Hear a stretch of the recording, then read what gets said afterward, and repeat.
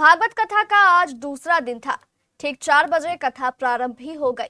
अयोध्या से आए कथावाचक श्री नित्यानंद जी महाराज ने पहले दिन की तरह दूसरे दिन भी भावपूर्ण अंदाज में कथा प्रारंभ की। अस्मद्वरं गुरुभ्यो नमः। इसके बाद कथावाचक श्री नित्यानंद जी महाराज ने एक से बढ़कर एक भावपूर्ण भागवत प्रसंगों की चर्चा करते हुए बताया कि आपका अपना कुछ नहीं है, जो भी है आपकी आत्मा का है। इसीलिए आपकी आत्मा कहती है यह मेरा हाथ है, यह मेरा शरीर है, यानी यह आत्मा का हाथ है और आत्मा का शरीर है। तो हम आत्माओं का भी अंशी वो परमात्मा हम सबको खींचता है। जो जिसका तत्व है उसको खींचता है, तो वो परमात्मा भी हमको खींचता है। इसी दीपक के लौ के समान भी वो परमात्मा हमको खींचता है। लेकिन जैसे हवा की झोंका आकर के जब लौ पे लगता है दीपक का, तो वो दीपक ऊपर नहीं जाता, कहीं पूरब पश्चिम उत्तर दक्षिण चारों तरफ घूमता रहता है। उसी प्रकार हम आत्मा भी हवा के झोंके में पड़ गए हैं। और वो हवा का झोंका किसका है? माया का हवा का झोंका है। उस माया के प्रभाव से हम आत्मा उस परमात्मा को देखने से वंचित रह जाते हैं और चारों तरफ संसार में भटकते रहते हैं, अपने परमात्मा को ढूंढने का प्रयास नहीं करते। उसी माया के प्रभाव से ये पिताजी अस्ति स्तंभम सनायुबद्धम मांस सोड़ित लेपितम, ये शरीर को आप नाता में जोड़ रहे हो। नाता शरीर का होता है, आत्मा का नहीं। और आप शरीर नहीं, आप आत्मा हो। और ये देह की नाता कभी आत्मा की नाता नहीं हो सकती। अगर वो आत्मा की नाता होती तो वो आत्मा आज मानव के शरीर में रहता है तो मानव कहलाता है, कल पशु पक्षी के शरीर में चला जाता है तो पशु पक्षी कहलाता है। उसका नाता कब नाता वो रखता है? जिस वस्त्र का परित्याग कर देता उसी समय नाता समाप्त हो जाती है। और इस शरीर को आप आत्मा समझते हो। देहे अस्ति स्तंभम, ये मकान को बनाया गया है। इस मकान को किससे बनाया गया है? ईंट बालू मोरंग सीमेंट इत्यादि से बनाया गया है। उसी प्रकार इस शरीर का निर्माण हुआ है। हड्डियों का खंबा खड़ा कर दिया गया इस शरीर में। जैसे मकान को खड़ा करने के लिए हम खंबा खड़ा करते हैं। अस्ति स्तंभम सनायुबद्धम मांस सोड़ित लेपितम, घर बन करके तैयार हो गया, लेकिन इस पे पलस्तर करा करके उस ईंटे को हम सबने तोप दिया। उसी प्रकार ये हड्डी दिखाई न दे इसलिए परमात्मा ने मांस का लेपन कर दिया, मांस सोड़ित लेपितम। और भी सुंदर उसको बनाने के लिए हम सब ने उसको पेंट करा दिया, प्राइमर पुट्टी लगवा दिया और सुंदर बना दिया। ठीक उसी प्रकार से इस शरीर को भी चमकाने के लिए भगवान ने चर्मावनद्धम, मांस का लेपन करके और चमड़े का लेपन ऊपर से कर दिया।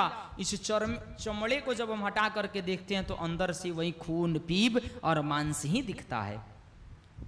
उसी प्रकार इस शरीर को भी हम खूब सुंदर बाहर से मकान को देखते हैं, लेकिन अंदर में क्या है? ईंटा बालू मोरंग ही भरा हुआ है। बस उसको चमकाए हुए हैं, डेंटिंग पेंटिंग करके हम सभी लोग उसको सुंदर बनाए हैं।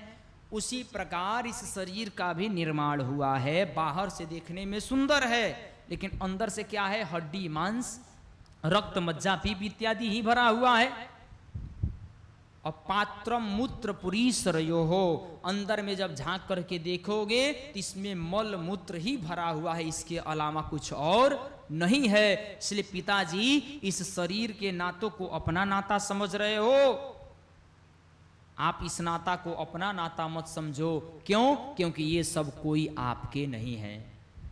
अन्य प्रसंगों में एक प्रसंग अपनों से मिलने वाले कष्ट का था। कथावाचक ने बताया कि जब लोहे को लोहा पीटता है तो बहुत आवाज करता है, लेकिन जब सोने को उस लोहे से पीटा जाता है तो सोना आवाज नहीं करता, क्योंकि सोने को लोहे पर रखकर लोहे से पीटा जाता है, यानी दूसरे अलग वर्ग से पिटाई की जाती है, इसलिए उसे दुख कष्ट नहीं होता। लेकिन लोहे को भी लोहे पर रखकर लोहे से ही पीटा जाता है, यानी उसी वर्ग के द्वारा, यानी अपनों के ही द्वारा उसकी पिटाई होती है, इसलिए उसे कष्ट ज्यादा होता है। अब आप खुद सुनिए इस महत्वपूर्ण प्रसंग को। एक लकड़हारा लोहे का कुल्हाड़ी बना करके पेड़ को काट रहा था। पेड़ हंसने लगा, सुनो तुम मुझे नष्ट नहीं कर सकते। क्यों? तुम मुझे समाप्त नहीं कर सकते। लकड़हारे ने कहा कि रुको, मैं तुमको बताता हूं। तुरंत पेड़ पे चढ़ता है, उसी पेड़ की एक डाली को तोड़ता है, उसी लोहे की कुल्हाड़ी में लगा देता है, और अब की बार जब प्रहार करता है तो तुरंत पेड़ रोने लगता है। क्यों? अब तक क्यों हंस रहे थे, अब क्यों रो रहे हो? इसलिए रो रहा हूं क्योंकि मेरा ही अंश, मेरा ही शाखा तुम्हारे साथ मिल गया है। अगर ये लकड़ी तुमसे न मिलती तो शायद तुम भी मुझे नष्ट नहीं कर पाते। तो इसलिए अपना ही अपने को काटता है। सोने ने लोहे से पूछा, अरे भैया एक बात बताओ, तुम भी आग में तपाए जाते हो, हम भी आग में तपाए जाते हैं, तुम भी पीटे जाते हो, हम भी पीटे जाते हैं, तुम भी आकृति बनते हो, हम भी आकृति बनते हैं, तो हम कम चिल्लाते हैं, तुम इतना क्यों जोर से चिल्लाते हो?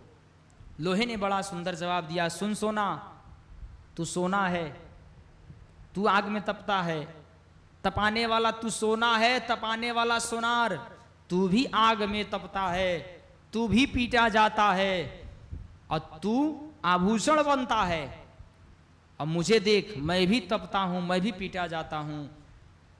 तू सोना, तपाने वाला सोनार, जिस पे रख करके पीटा जाता है वो होता है लोहे का, जिससे पीटा जाता है वो होता है लोहे का, तो तू दूसरों के द्वारा पीटा जाता है। अब मुझे देख, मैं हूं लोहा, मुझे पीटने वाला लोहार, जिस पे रख करके पीटा जाता हूं वो भी होता है लोहा, और जिससे पीटा जाता हूं वो भी होता है लोहा। कहने का मतलब तू दूसरों के द्वारा पीटा जाता है, मैं अपनों के द्वारा पीटा जाता हूं। जो दूसरों से पीटता है उसको कम पीड़ा होती है, जो अपनों से पीटता है उसको पीड़ा अधिक होती है। सबसे आप जीत जाओगे, दुनिया में सबसे आप जीत जाओगे, लेकिन अपने ही परिवार का कोई व्यक्ति आपसे गद्दारी करना शुरू कर दे तो आप चाह करके भी न उससे बदला ले सकते हो, न उसके विषय में बुराई सोच सकते हो, वहां आप हार जाते हो। हारा है कोई जब भी अपनों से ही है हारा, वो घाव क्या दिखाएं जिसको समय ने मारा। हारा है कोई जब भी अपनों से ही है हारा। हर जगह सम्मान हो जाता है, लेकिन कभी कभी ऐसी परिस्थिति आ जाती है कि अपने घर में ही अपना सम्मान नहीं रह जाता।